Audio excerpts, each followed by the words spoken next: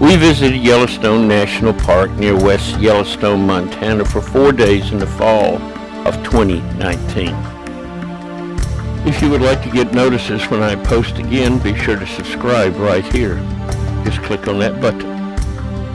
This is the over 2 million acres that this park covers. It was established on March the 1st, 1872 as the first national park, and its elevation is about 1.25 miles above sea level. Over 4 million people visit here each year. Now this is going to be a long video with 4 days to cover, so it's a little over an hour.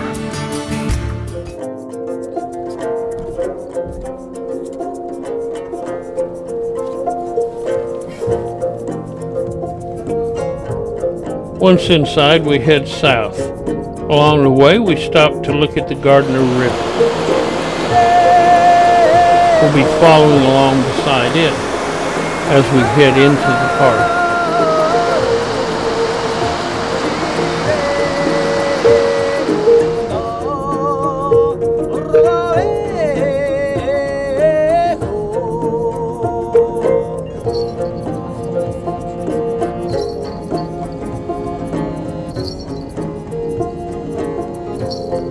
The elk don't seem to be scared of much of anything. They're right outside these buildings at Fort Yellowstone, and we'll be just walking down the street in Fort Yellowstone with hundreds of people around.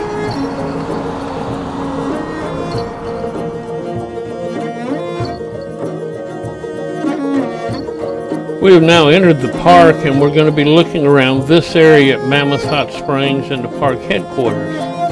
You have Mammoth Hot Springs here and Fort Yellowstone. We'll be looking at Fort Yellowstone first.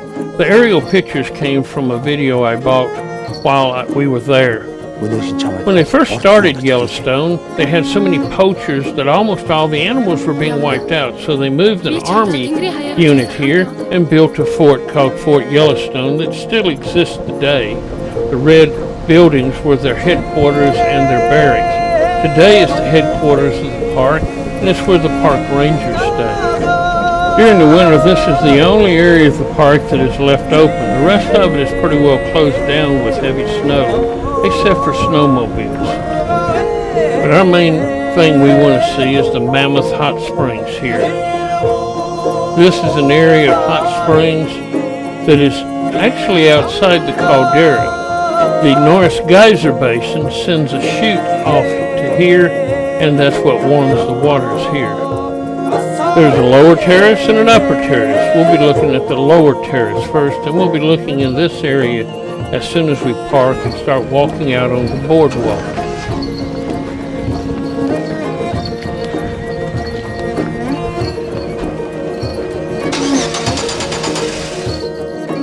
We'll be following the lead of Deborah the Explorer as she explores, but we have to stay on the boardwalk. It's dangerous here. And there's the Liberty Cabin, an old hot springs cone.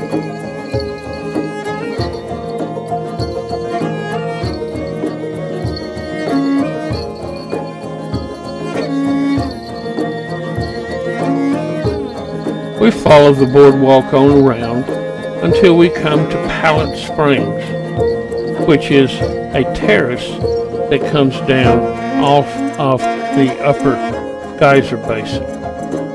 It has many beautiful colors in it from the various thermophiles or organisms that live in it. These structures have been formed over thousands of years, and about 2 tons of calcium carbonate flow over this each year in solution, and then are deposited to form these formations.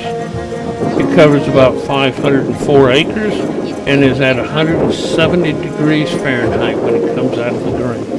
As that water cools, it deposits something called travertine, which is calcium carbonate. This comes from dissolving the limestone as it comes here, and then as it cools, it drops it into solid form.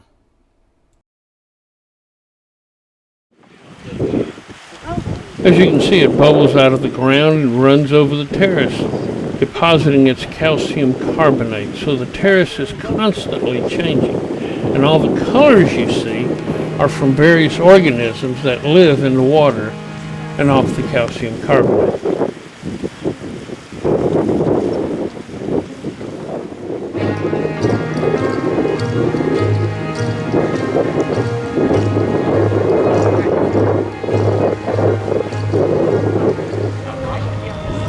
As it gets further and further from the open source, it gets cooler. And thermophiles, living organisms that live in this kind of habitat, are starting to live in that water now as it gets cooler. These are mats of algae.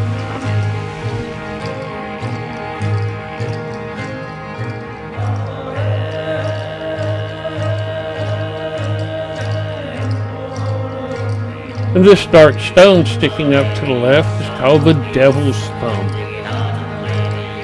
Elk have come to this area because it's fairly warm and a nice place to stay in the cold weather. The Mammoth Hot Springs area is bigger than it looks. It extends under all of Fort Yellowstone and over across the road to the Opal Terrace. It's now time to look at the main terrace up the hill. We have two ways of getting there. We can climb up some steps, or we can drive around on a road up to the top. We choose the easy way. Along the way, we're going to see Canary Spring.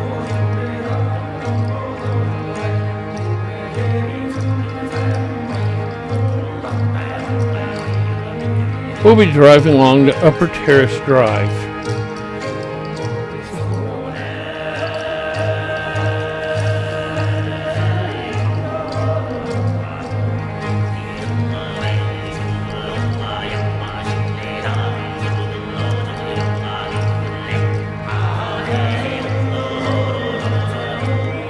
Soon we park at the main terrace overlook, and Alan goes out walking to get pictures of what's going on. We're there where it says "You are here" as we look over. And that's the steps up from the bottom. And this is the main terrace.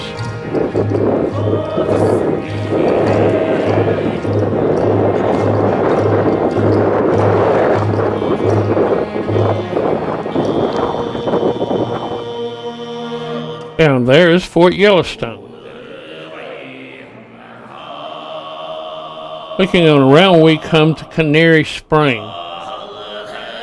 It flows rather strongly down the hill. This is what we looked at as we were coming around to the road, but we looked at it from the bottom side. As you can see here, the water is bubbling pretty strongly.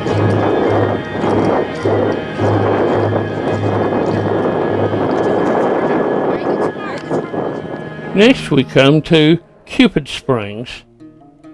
It's a small area, but very beautiful with its colors of yellow. Moving around further, we come to Grassy Springs, as it flows out of a grassy area and heads down toward the main terrace.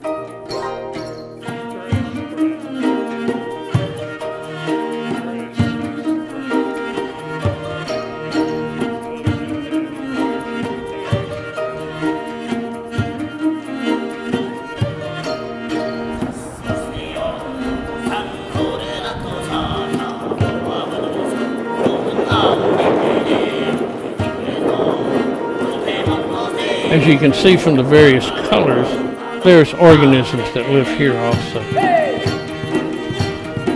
Now we head out to go around the Upper Terrace Drive and see some of the other features that are up here.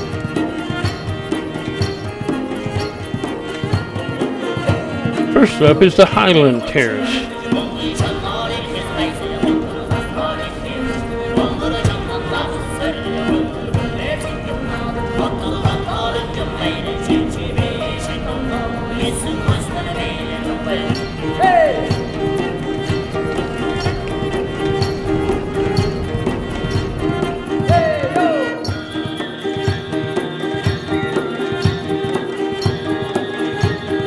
Then we come to the Tangerine Springs.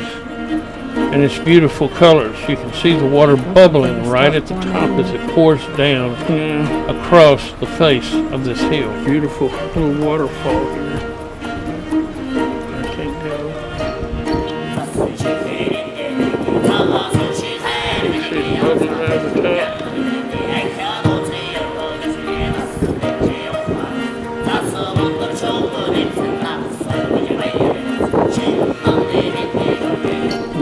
Compilation.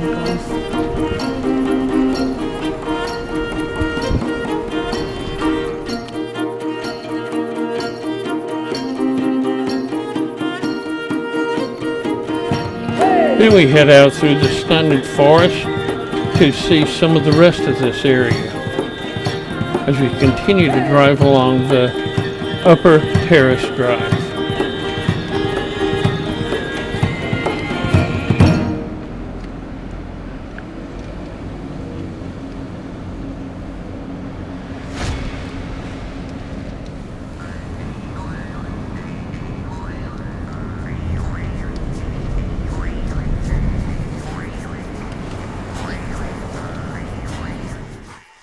Eventually we come to the Aphrodite Terrace and its beautiful cone.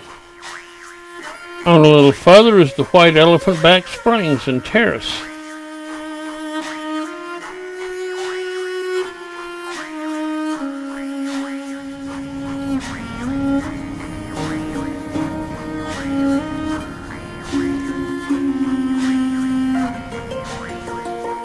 Then we come to Angel Terrace. And it's truly beautiful with the trees and the terrace as we look at it through the dead trees.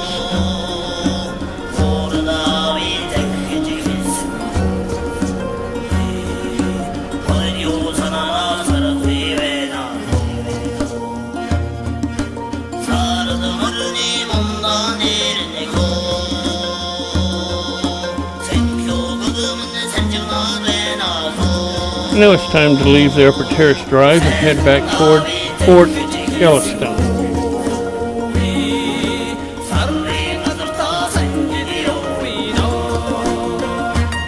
Along the way we stop one more time to look across the main terrace from a different vantage point. There's Canary Spring.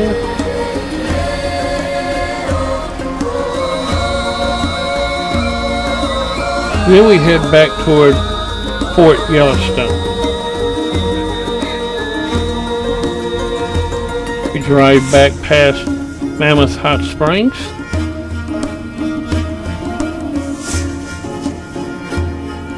And on through Fort Yellowstone.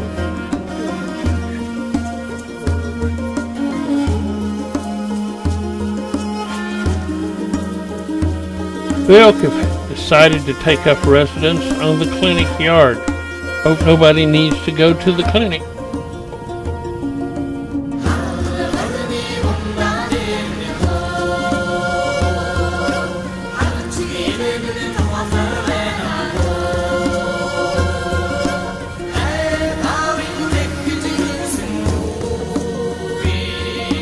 As we head on back toward Gardner, we run into some elk out feeding in the Gardner River.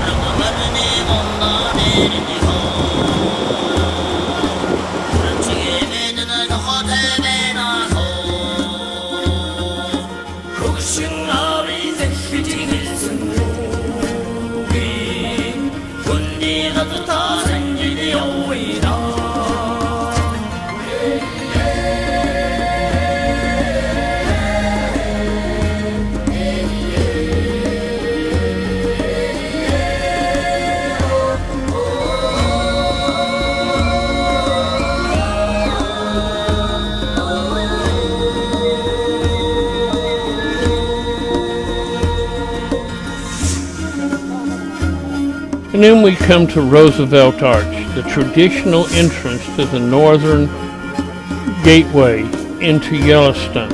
It was built by President Theodore Roosevelt to mark the beginning of this park.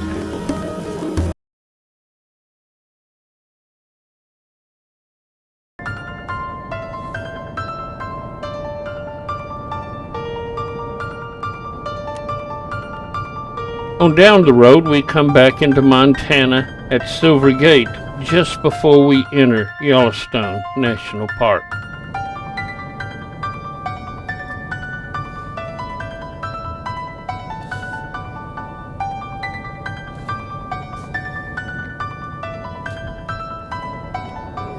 Not too far down, we come to Yellowstone National Park's entrance. This is the northeastern entrance.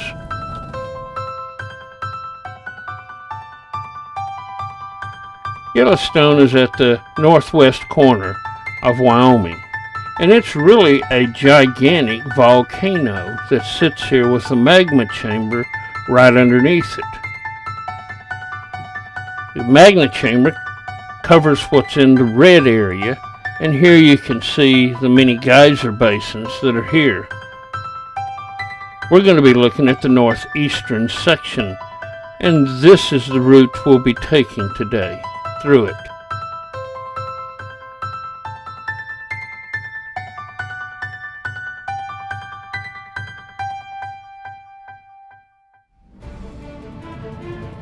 This time we'll be entering through the northeast corner. If you remember, we came through the northwestern end the other day to see Mammoth Hot Springs. And since it's about noon, we pull off the Warm Creek picnic area where we'll eat a picnic lunch.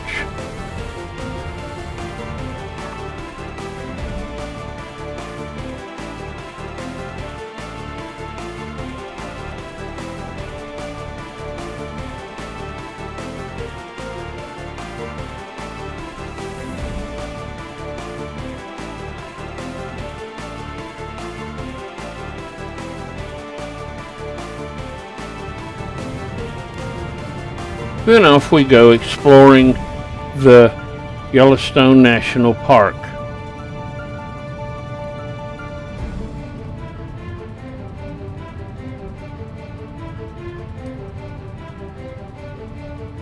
Our first wildlife inside the park is a mountain goat sighted, as you can see here on the cliff. And this is what a mountain goat looks like since those are so far off. And then onward we go still.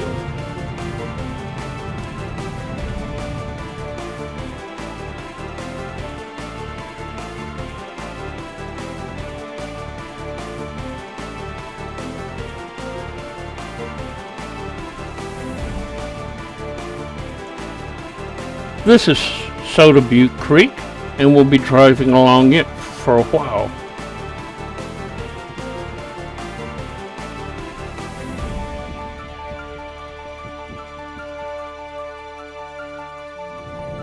Next we enter the Lamar Valley. Some call it the Serengeti of America, with its huge herds of animals.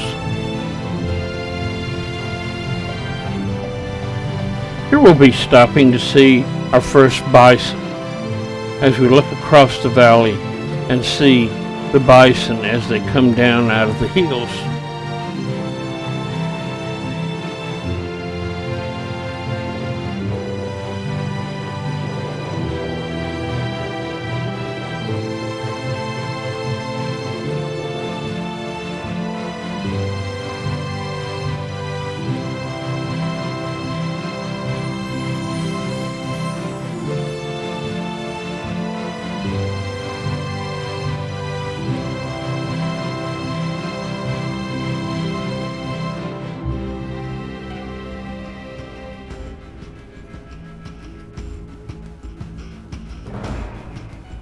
As you can see from this panning video, there are thousands of them in the valley.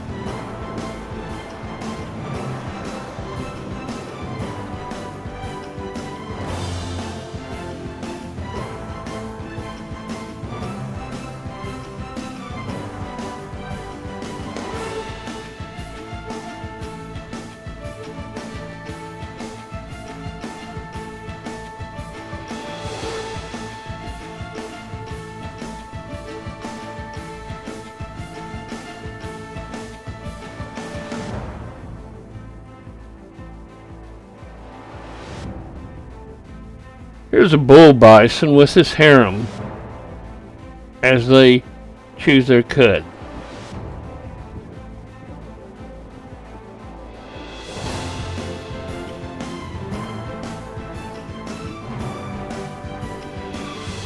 This male pronghorn was walking along through the valley also.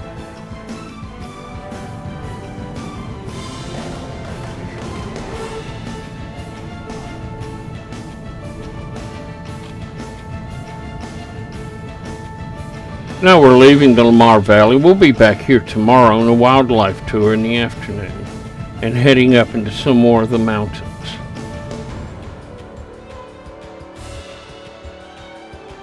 When you see this many cars parked, there's got to be something, and it's a black bear, although this one is actually the brown face color, and he's walking down the hill towards us.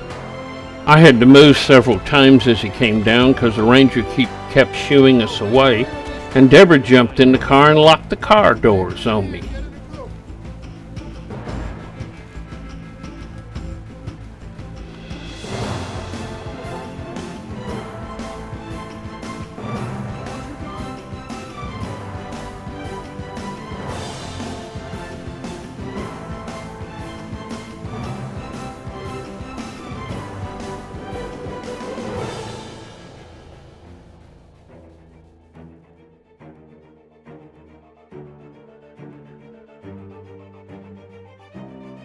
After the bear gets across the road, we head on down further, and we take Blacktail Plateau Drive.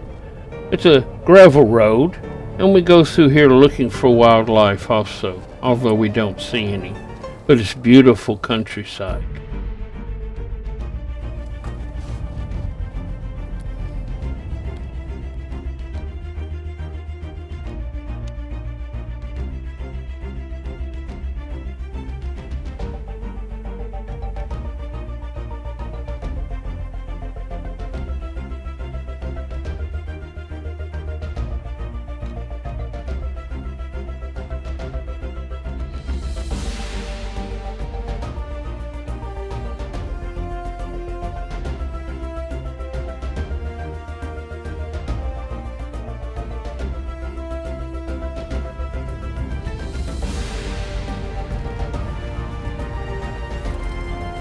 Now back on the main highway, we continue to head west.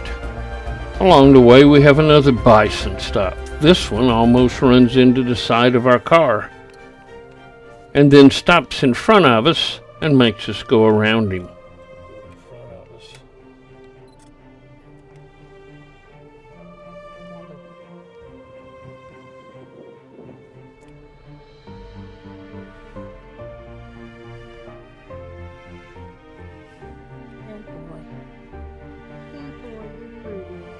On down the road, we come to another bison jam, this time a long line of cars looking at a herd of bison.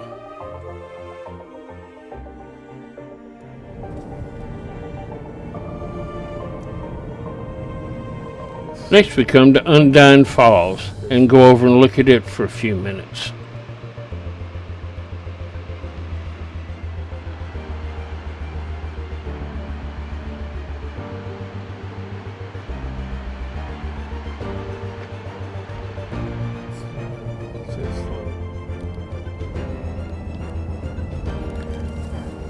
As we continue to drive along, we come to a view of Mammoth Hot Springs from a distance.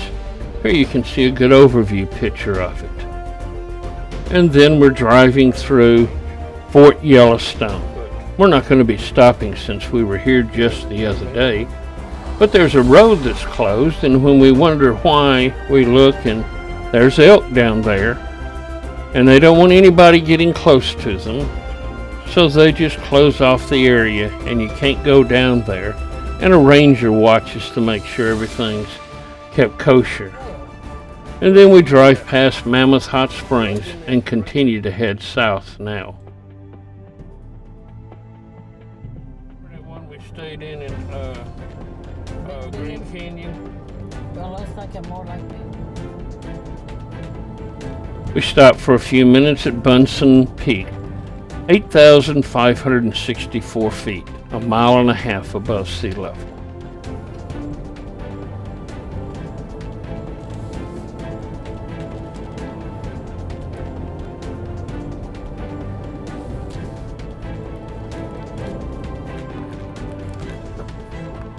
And we come to some more road construction that slows us down before coming to Roaring Mountain and its steam vents, letting off steam and roaring into distance.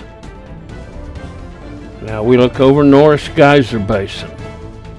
We'll be down there in just a few minutes. And then we're pulling into the Norris Geyser Basin, parking and looking for a parking place. It takes us a while. Need to be careful. Steamboat Geyser may erupt and cause damage to our vehicle, but it probably won't this year. And this is an overview of what Norris Geyser Basin looks like and its hot water feature. This is a rapidly changing area, and it has two areas, the Back Basin and Porcelain Basin.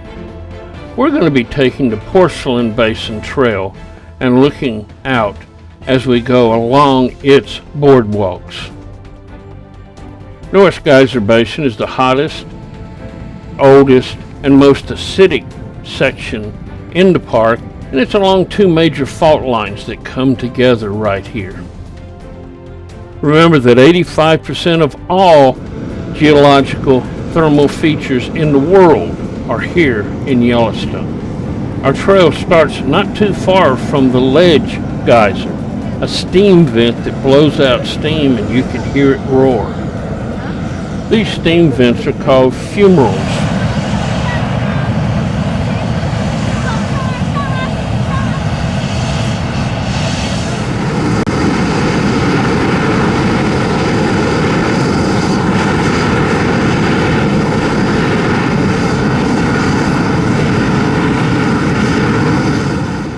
Besides the fumaroles, the steam vents, we'll also be seeing pools here, or springs, where the water doesn't shoot out, but simply just constantly bubbles to the surface.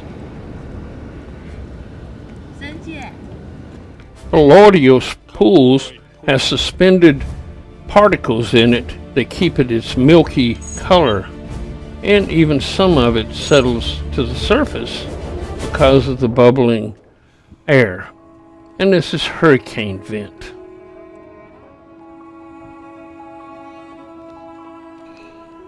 And here's Porcelain Springs. As you can see, it's water bubbling up constantly and filling the spring here with extremely hot water.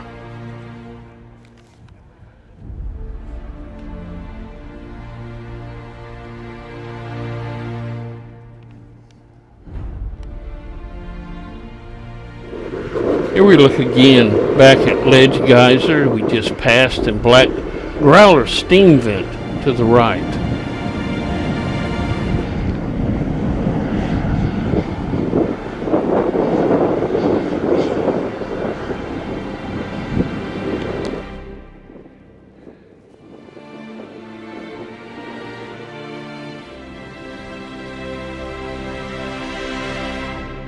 One of the fascinating things is Whirligig Geyser. This, you can see many different colored things here, and as you can see from this chart, the bacteria live in the 122 to 140 degrees Fahrenheit, and the algae, as we see here, is the 100 to 133 degrees Fahrenheit. They are phototropes, and the bacteria chemotropes. They get their energy from the iron in the water, and that's why they're a rust color.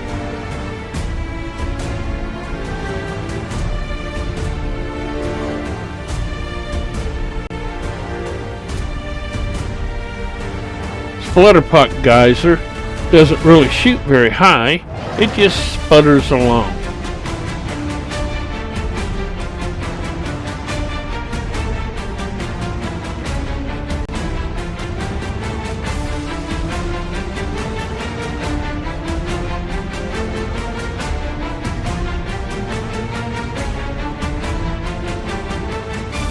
The Whale's Mouth is another pool that you can see sticks. This is about 7 feet deep here, and you can still see down in the water, it's so clear.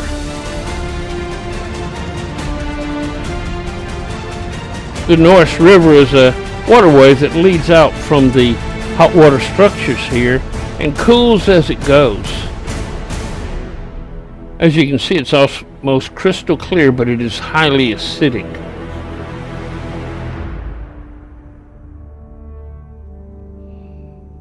Crackling Lake has its own spring that bubbles constantly up and feeds it, with a water similar to what happens at Mammoth Hot Springs.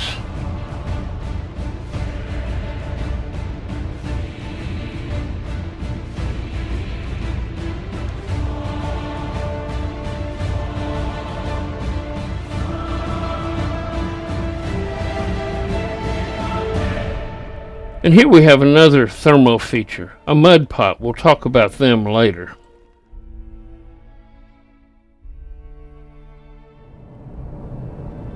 Now we leave Norris Geyser Basin and its thermal features behind, and we head out along the Gibbon River, heading south toward Madison Junction.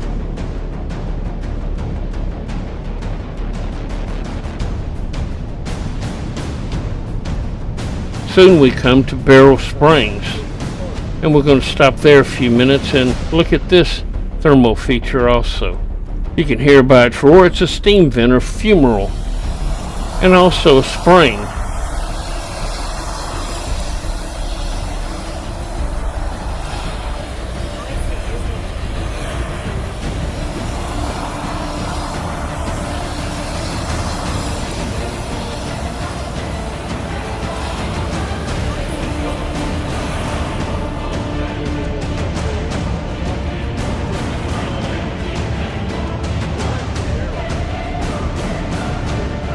As we continue to head south, we come into a traffic jam. We're never really totally sure why we have this traffic jam, but it'll last for hours and miles. But we'll get to see some of the countryside as we sit around and look, like these fishermen on the Gibbon River.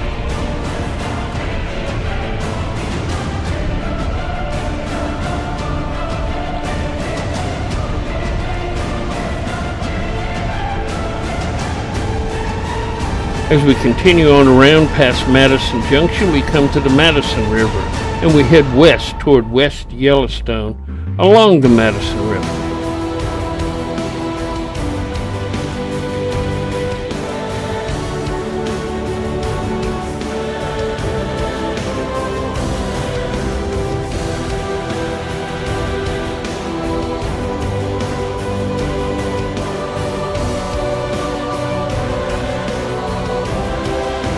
Along the way, Alan sees a moose coming out of the water. They're very rare here. Maybe this is why there's been such a big traffic jam.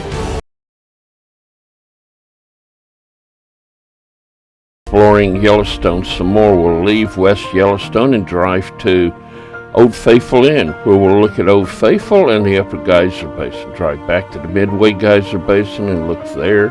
Then we'll go through Firehole River Canyon Drive and look at the waterfalls. Go over to the Grand Canyon of the Yellowstone at Artist Point, see Hayden Valley and Mud Volcano, then take a nature tour up through the Lamar Valley. Then we will drive back to Canyon Village and drive back to our hotel for the night. Early in the morning, West Yellowstone doesn't have much open, but it's not very far from the west entrance of Yellowstone, and we're there in just a few minutes. As we have said before, Yellowstone is the caldera of a huge volcano, one of the largest in the world. It's exploded 3 times in the last 2 million years. And we're going to be inside the caldera at these 2 areas for most of our day today. This area has been visited by many people over decades.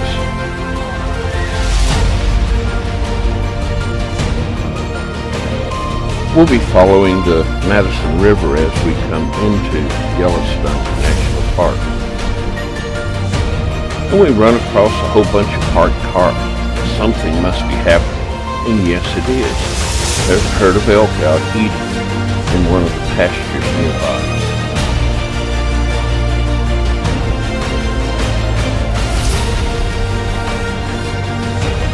The mist rising from the rivers as we go in shows that they're much warmer than the air today. It's going to be a cold day, but a sunny day mostly.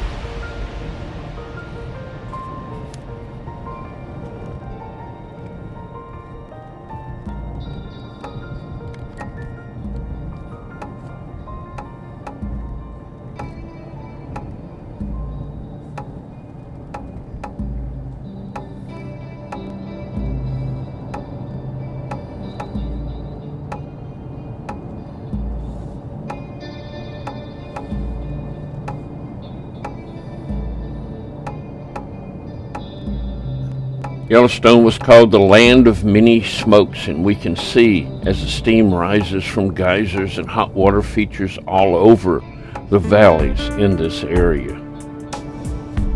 As we pass Midway Geyser Basin, steam is everywhere. We'll be back here to look a little later in the day, but we're heading to Old Faithful Inn so that we can watch Old Faithful blow its top early in the morning and tour the geysers there. Old Faithful Inn is one of the largest log-built structures in the world, and it's a massive hotel surrounded by all sorts of other support buildings. The aerial pictures come from a video that I bought while we were there.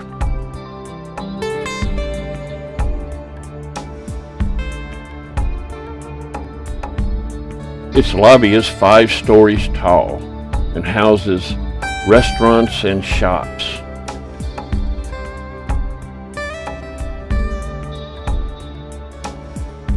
Right out in front of it is where Old Faithful is, and we're sitting watching for it to explode in just a little bit.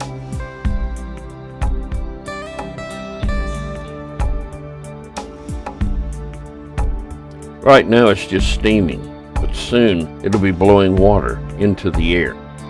Geysers have a chamber underneath that fills with water, and as it starts to boil, the pressure goes up and up until it blows through the channel and explodes into a fume. And here it starts as it bubbles water up. It will usually last 2 to 4 minutes long and blows out about 3,700 to 8,400 gallons of water each time. It'll shoot anywhere from 100 to 184 feet high. This is a medium eruption. It'll erupt approximately every 90 minutes.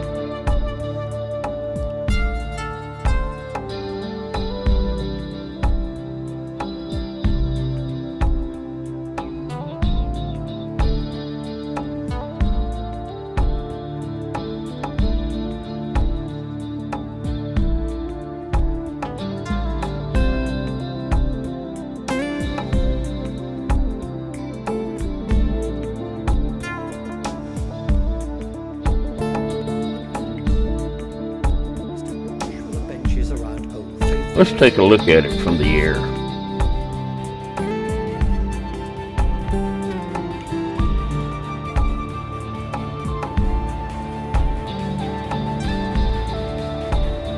Old Faithful begins each performance with a pool, splashing, small jetty.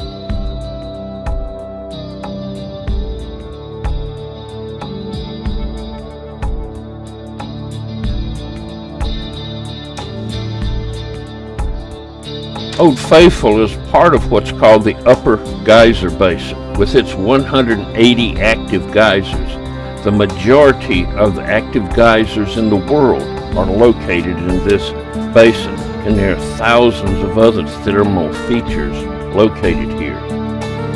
We'll be traveling across it like this as we look at the various features. After watching Old Faithful blow its top, Deborah went and explored the gift shop, and I went and explored Upper Geyser Basin.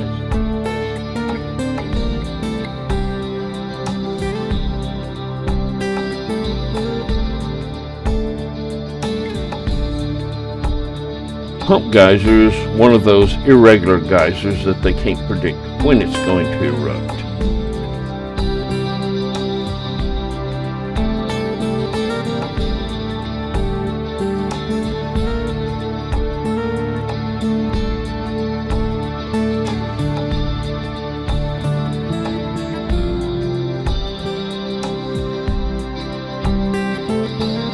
Here we see the other side of Old Faithful. It's not going to erupt right now, so we're going to head on down looking at other things along the way.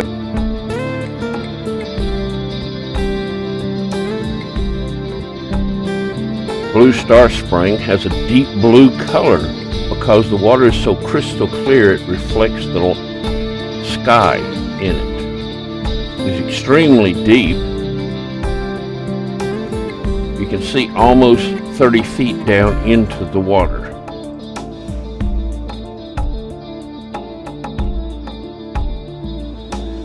Along the Farho River, we see the East Chinaman Spring and also the Chinese Spring. Both of these bubbling springs add constant water flowing in to the Farho River.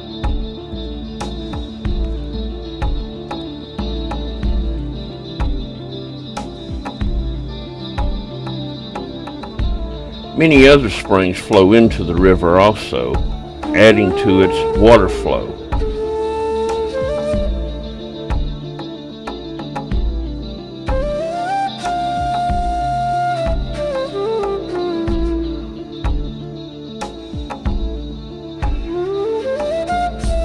As I watched the chipmunk playing in the old stump here, I realized that he's probably used to getting fed because he comes right on over to me and kind of begs.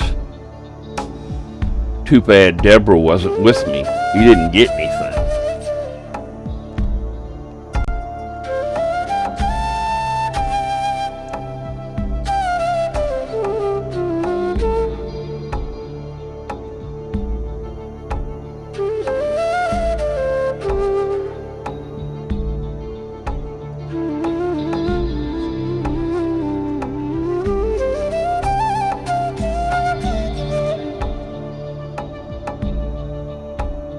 Castle Geyser explodes every 14 hours and it's about 75 feet tall. It's built out of travertine, the same stuff that the Mammoth Hot Springs is built out of, as is Grotto Geyser, which goes off very irregularly and is only about 15 feet tall. Mostly it just bubbles water, which eventually flows in to the Farho River. Some of these structures have been vandalized, like Morning Glory Pool. It used to be bright blue, but now it's turned almost green as people have thrown coins into it and changed its chemical structure. And lastly, we'll look at Spasmodic Pool as it bubbles and churns.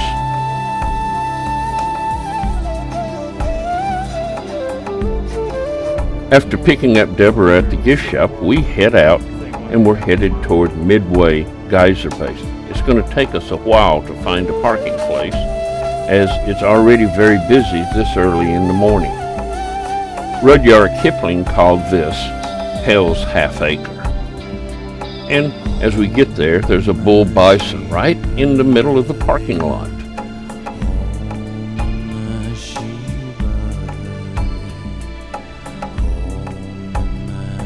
And no, we're not going to take pictures with the fluffy cows.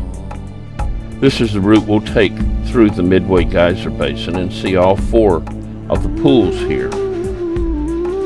The Farho River, which started at the Upper Geyser Basin, now flows through this area, gathering waters as it goes. We will be crossing it on the bridge to get to the Geyser Basin.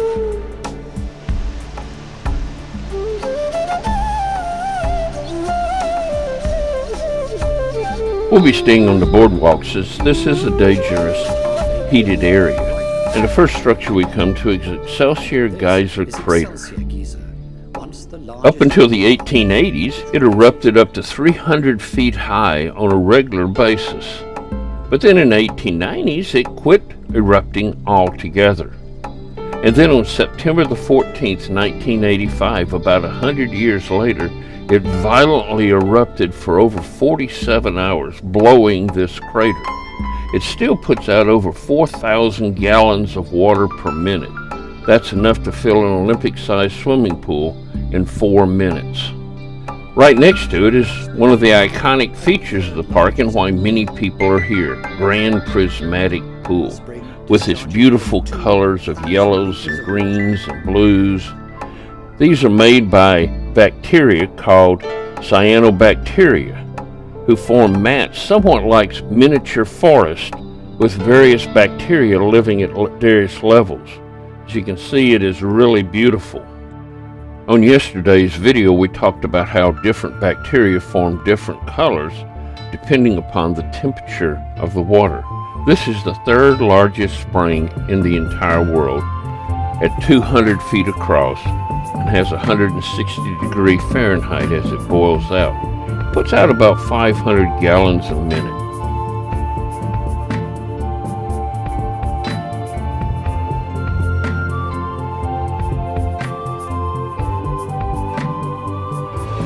There are two smaller pools in the area also, Opal Pool, as we see here, and Turquoise Pool, which is a bright blue color.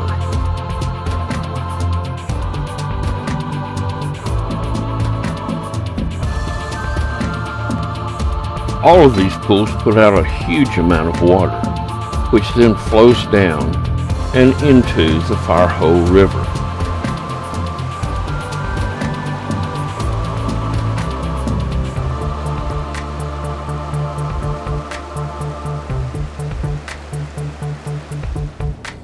Now it's time to leave Midway Geyser Basin and head north. We're going to drive through the Firehole Canyon, a beautiful canyon formed by the Firehole River through the mountains.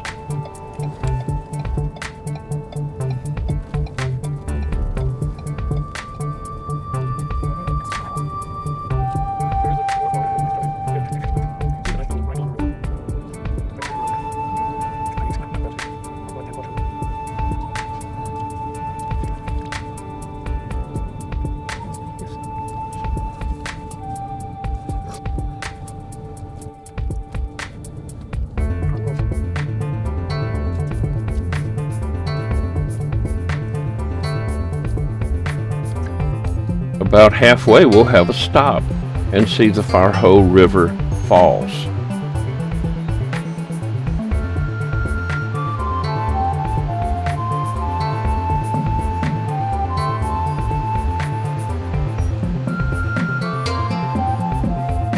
Since much of this water comes from the hot water features in the park, it's a hot river, but there is a swimming area where it's cooled down enough that you can swim in it year-round.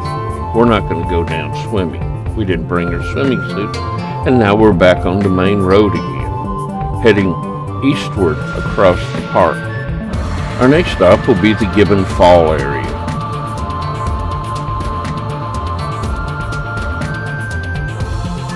After leaving the falls, we'll head over to Canyon Village where we'll check on our nature tour and eat lunch before heading over to the Grand Canyon of the Yellowstone.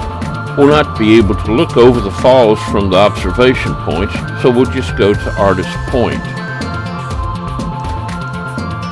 And it's truly beautiful looking down in the canyon.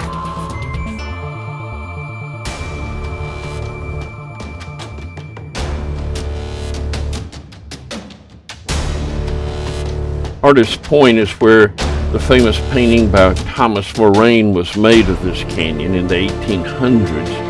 That helped to make it a national park as people looked at its beauty. And here's his point of view today. It hasn't changed much. This is the lower falls.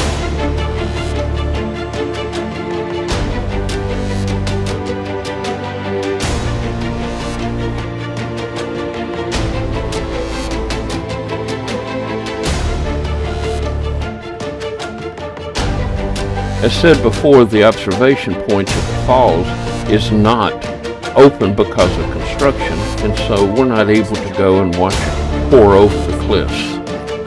However, the view from Artist Point is beautiful, so we take it in, and Deborah has to play with the chipmunks.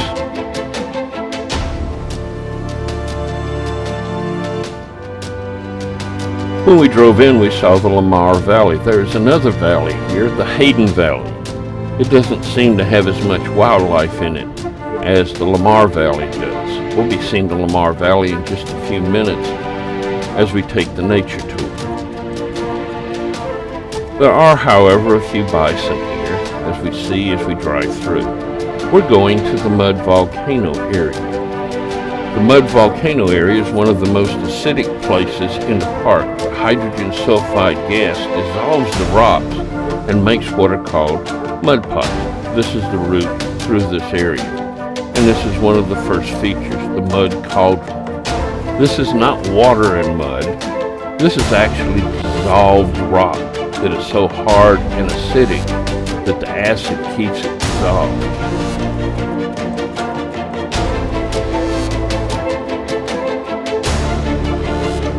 Next we come to the Dragon's Mouth Spring. One observer thought that this looked like a dragon's tongue sticking out. Up until 1994, it shot over 30 feet out on occasions, but now it's fairly tame of the dragon. And along the way we see other little pots of mud boiling all along our route.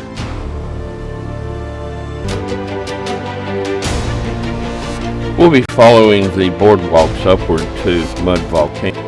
In 1870, observers said that it shot mud as high as the treetops around it, but then it seems to have blown itself apart in violent eruptions, and now it's just a seething pot of acidic mud dissolved in the acid. Soon we're driving back through the Hayden Valley to Canyon Lodge. There at Canyon Lodge, we're going to be picking up a nature tour, which will be going out for several hours looking at the nature, particularly in the Lamar Valley. We're going to be using vintage cars that have been rebuilt for this. Let's listen to our guide as he explains where we're going. Yellowstone, and we are here in Canyon Village this afternoon, right in the center of the park. This is a evening wildlife tour. Our destination, very roughly, is the Lamar Valley in the northeast part of Yellowstone. We're about to leave Canyon Village, and we will go north on the Dunraven Pass, which is this road right here, sometimes also called the east side of the upper loop. And when we get to Tower Junction here, we'll turn right and we'll go in a more or less easterly direction towards the northeast entrance.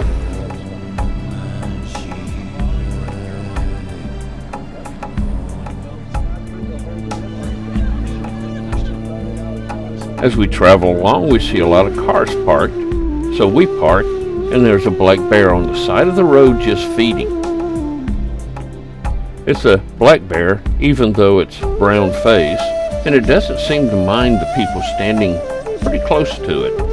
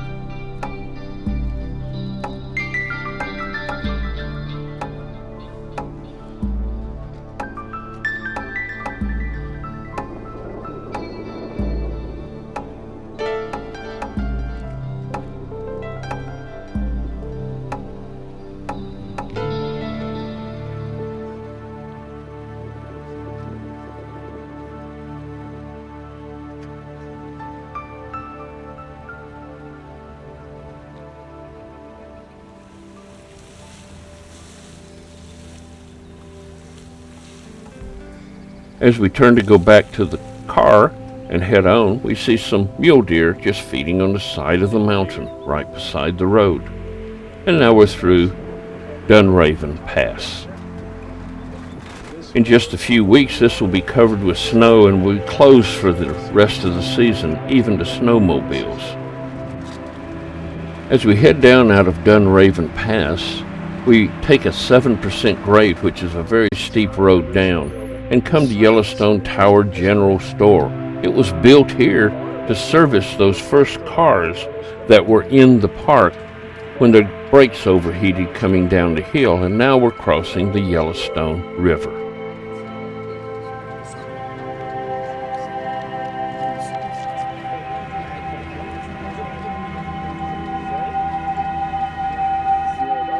As we drive along the river, we notice two lava layers in the rocks on the cliff across from us. These were laid down by two different flows of lava along the way. When the lava cooled, it formed these columns in the rock.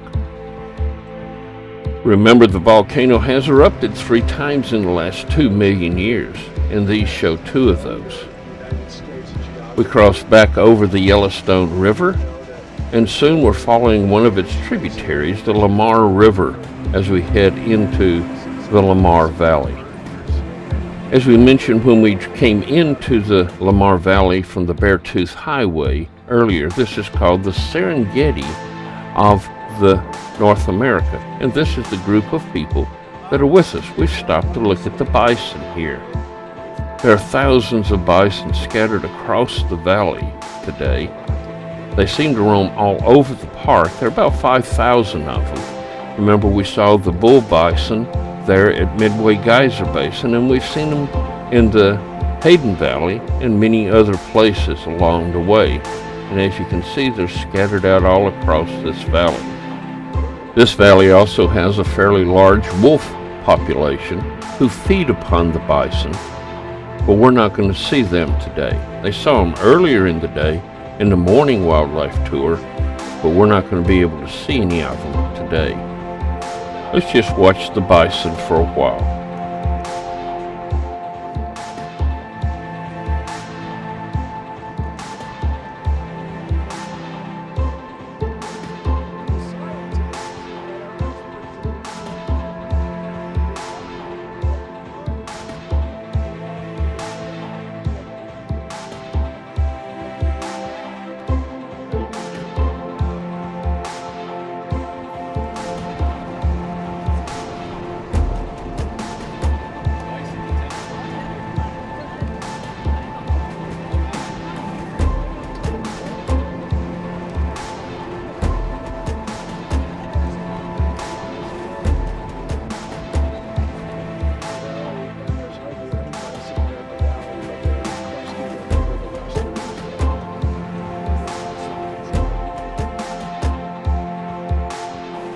There are a few pronghorn also mixed in with the bison.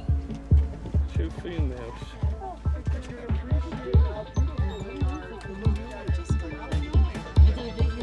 They've probably been down below the hill a while.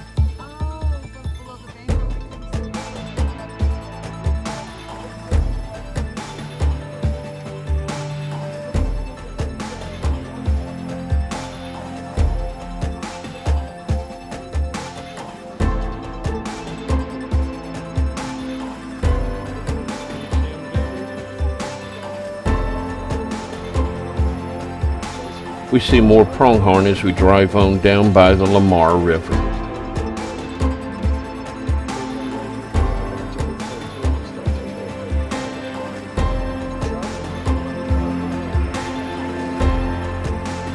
But the big show in the Lamar Valley today is the bison. They're everywhere.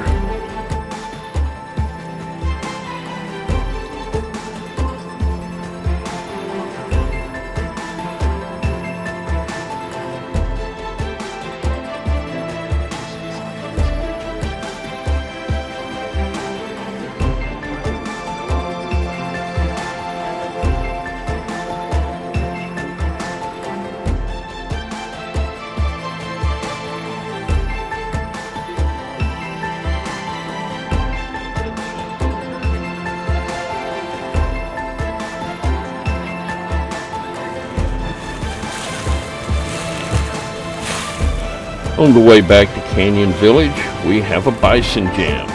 A bison just standing in the road and people drive around it.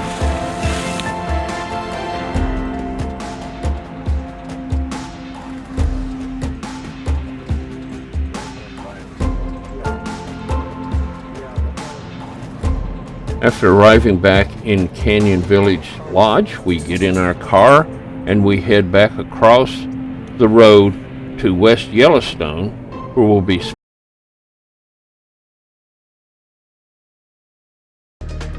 on day 18. We'll leave West Yellowstone and drive over to Fountain Pink Pots Basin, where we'll walk around and look at it. Go to Firehole Lake Drive, and drive around it. Go to West Geyser Basin and walk around it before going to Fishing Village, try to find something to eat. Go through the Hayden Valley and Canyon Village where we'll eat, and then go back to West Yellowstone. When we leave West Yellowstone in the morning, it's pouring down rain, and it'll be raining all day long.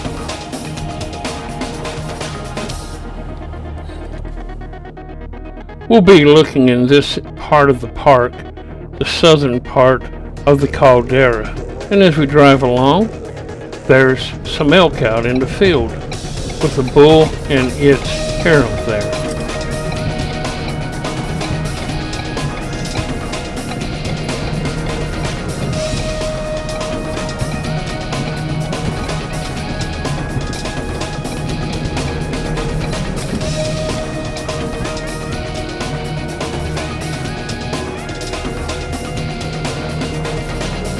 Soon we're arriving at Fountain Paint Pots.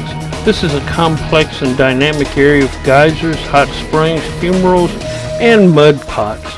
Let's take a look around.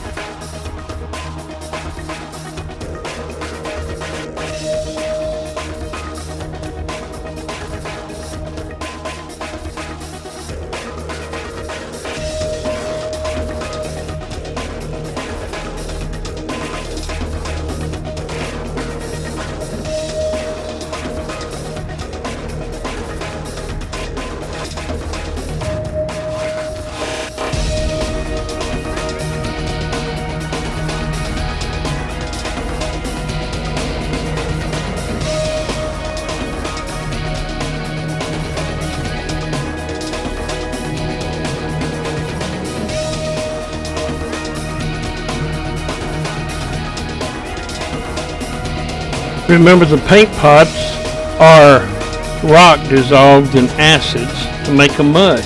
Sometimes they're real thick like they are now. In the spring they're rather liquidy.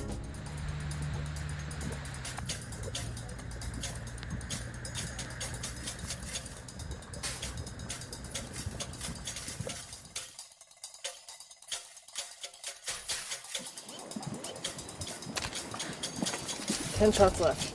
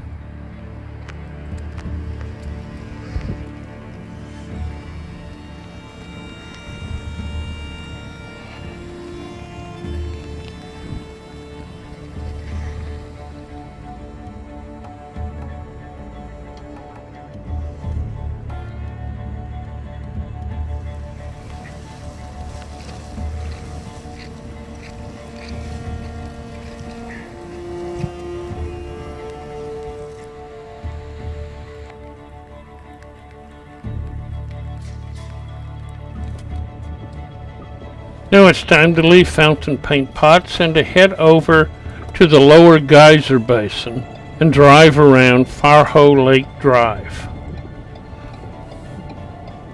This is a map of where we'll be going, and we'll be going counterclockwise, as you can see from the arrows.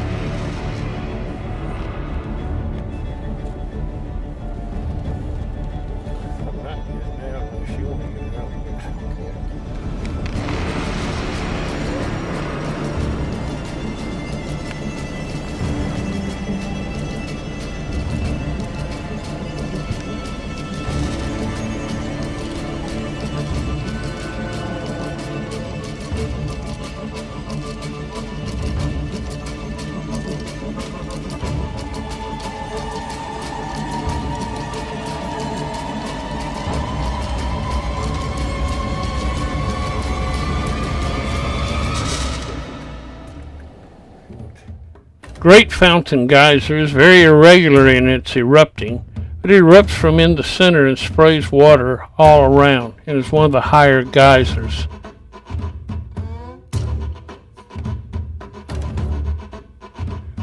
While we're there, White Dome Geyser, just a little bit down, starts erupting, and so we drive down to look at it.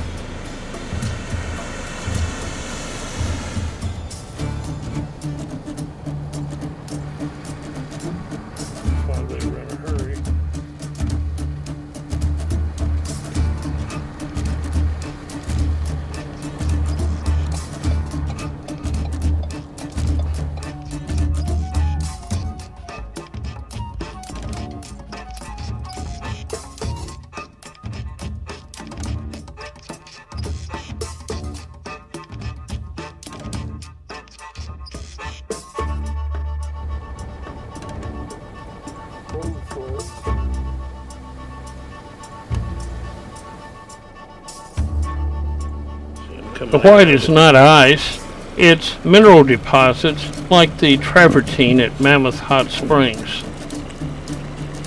Interesting picture. With the fog and the mist.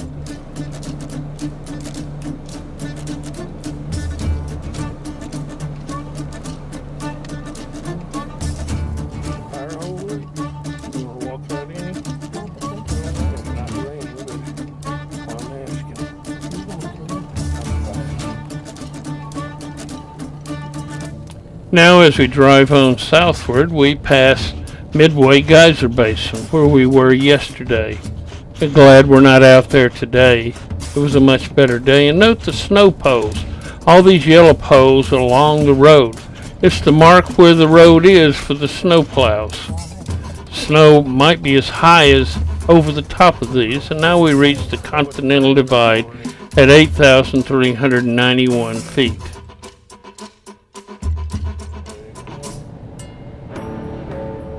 Don't see as many motorcycles on the road. Soon we're arriving in the parking lot at West Geyser Basin and trying to find a place to park.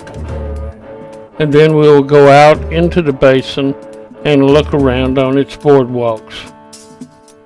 You'll notice that it's on the shores of Lake Yellowstone, the largest lake in North America above 8,000 feet. And even though it has a lot of thermal features in it and drains into the lake is still struggling to get to 45 degrees Fahrenheit during the summer. So it's a cold water lake.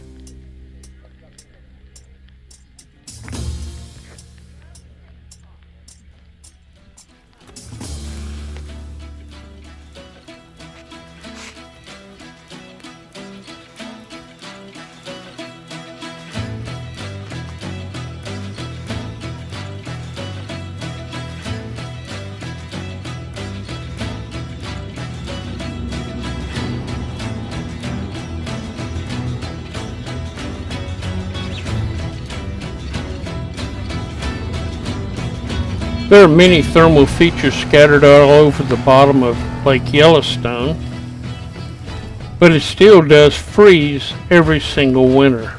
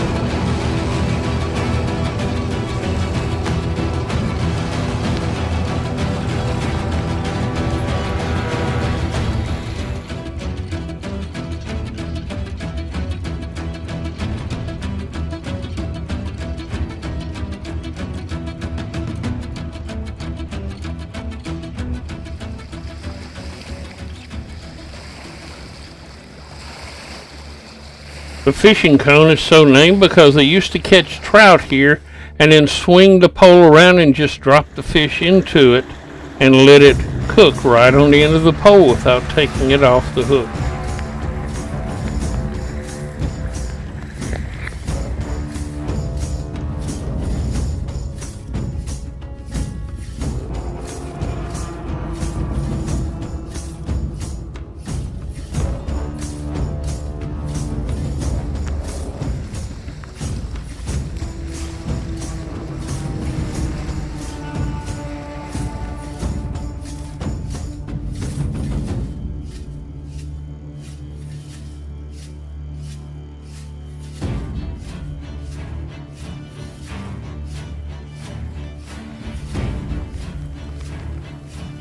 Yellowstone Lake.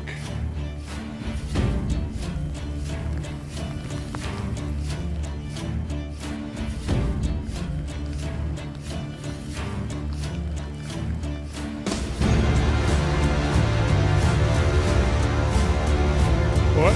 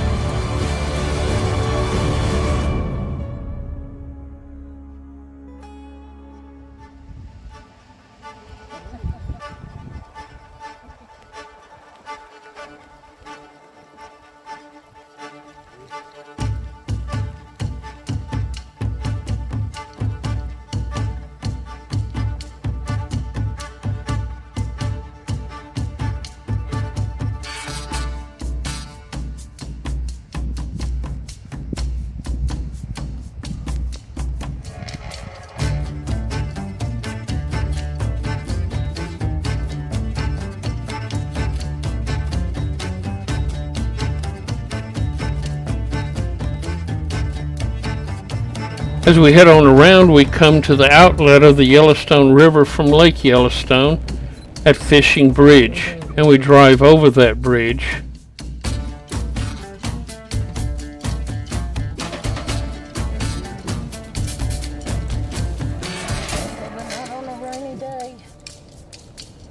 Since it's around noon, we look for a place to eat, but all of them are closed. It's getting near the end of the season. So we head back over the bridge and turn northward. Soon we'll be passing the mud volcano area and its structures that we saw a few days ago.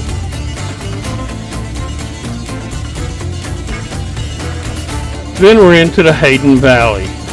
And as we start to look around here, notice it's continuing to rain, and we run into a bison crossing jam of traffic, watching the bison go across the road and on either side of the road.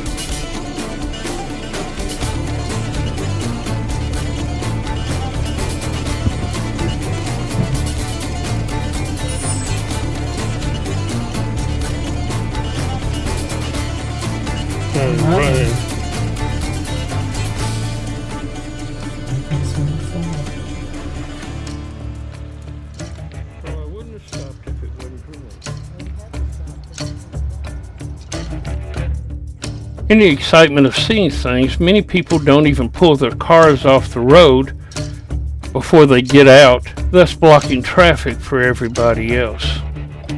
Heading on along, we come to Canyon Village. We're going to be eating lunch here at the cafeteria before heading back to the hotel for the night. Soon we're driving